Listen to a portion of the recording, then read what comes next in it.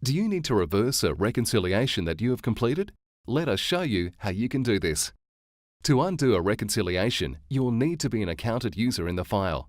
If you are not, you will need to contact your account's bookkeeper to undo the reconciliation for you. In the top right-hand corner, select the gear icon. Underneath Tools, select Reconcile. Find the account you need to undo the reconciliation for. Once located, select History by Accounts in the top right-hand corner. Underneath Action on the right-hand side, select the drop-down box and then click Undo.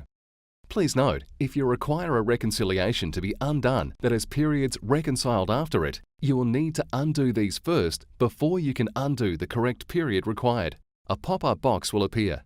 Please read the message. If you wish to go ahead, select Yes, then click Undo. The period has now been undone. You can now make any changes required.